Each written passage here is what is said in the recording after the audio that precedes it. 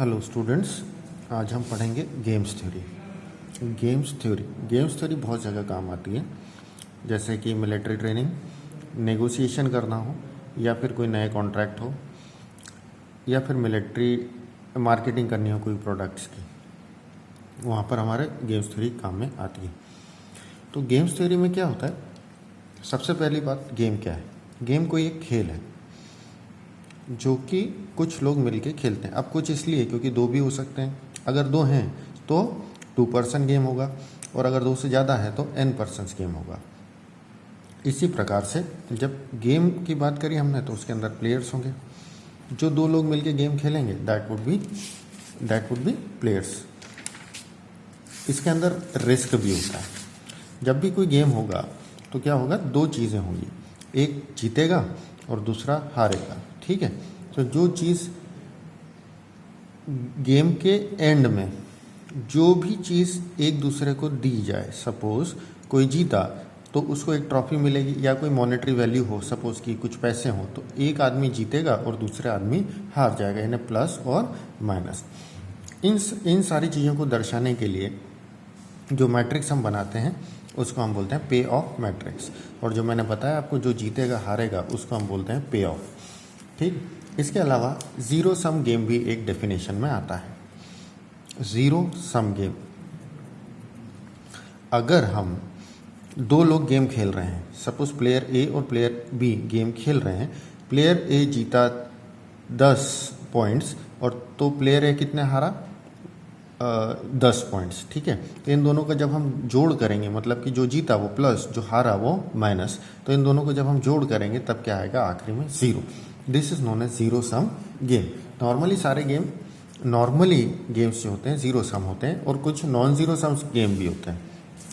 Suppose जो कि facilitator है, अगर आप कहीं गेम खेल रहे हैं और सपोज कि वहाँ पे कोई मॉनेटरी वैल्यू है, सपोज 100 रुपये का गेम है, कोई 2 प्लेयर खेल रहे हैं और आपको वहाँ पे फैसिलिटी किसी ने दी है खेलने के लिए, और फिर वो पूरे 100 रुपये आप नहीं जीतते, उसमें से कुछ परसेंटेज जो फैसिलिटेटर है, मतलब जो जहाँ पर आपको खिला रहे हैं, वहाँ पर अगर आपको देखने को मिलता है, वहाँ पर अगर आपको कुछ पेमेंट करना पड़ता है, तो यहाँ पर टोटल हारा हुआ जो पैसा है वो जीते हुए पैसे आदमी को नहीं मिलता, उसका कुछ कम पोर्शन मिलता है, उसको हम नॉन ज़ीरो सम गेम बोलते हैं। ठीक है, इसके अलावा और भी बहुत सारी चीज़ें हैं, जैसे कि स्ट्रैटेजी, क्या स्ट्रैटेजी होनी चाहिए, किस तरीके से गेम खेलना चाहिए। दूसरा एक होता है सैडल पॉइंट। सैडल पॉइंट वो पॉइंट होता है जहाँ पर गेम स्टेबल होता है। ठीक है, उसको हम निकालना भी सीखेंगे आगे। इसके अलावा वैल्यू ऑफ गेम होती है, जिसको हम वी से रिप्रेजेंट करते हैं।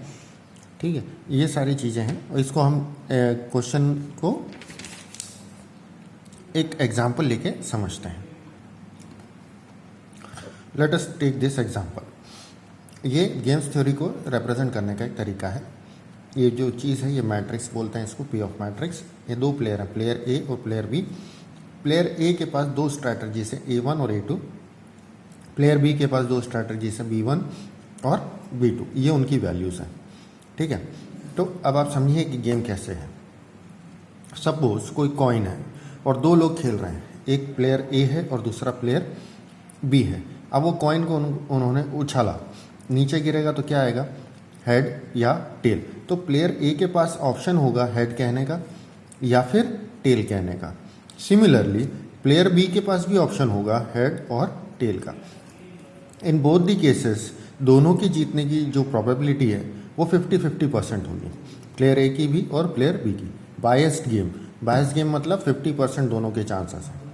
ठीक है, अब यहाँ पर जो पी ऑफ बना है, समझने के लिए A1 एक स्ट्रैटेजी है, यानी हेड्स कहने की प्लेयर ए के लिए। फिर दूसरी क्या है? टेल्स अगर वो कहेगा तो क्या होगा? इसी तरीके से ये पूरा मैट्रिक्स बना है। यहाँ पर अब हमको क्या करना है? सैडल पॉइंट ढूंढना है। सैडल पॉइंट यानी जहाँ पर गेम स्टेबल है।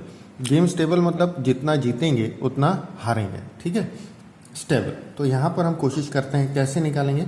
तो हम कॉलम में मैक्सिमम वैल्यू को नीचे लिखेंगे, कॉलम में मैक्सिमम वैल्यू को नीचे लिखेंगे। ठीक, और रो में मिनिमम वैल्यू को आगे लिखेंगे। ठीक है, अब इसके अंदर कुछ अजम्पशंस भी हैं, वो अजम्पशंस पहले आप समझ लो। कि यहाँ पर प्लेयर ए और प्लेयर बी दो प्लेयर खेल रहे हैं, तो for the sake of simplicity हम पहले से ही प्लेयर ए को विन मान लेते हैं।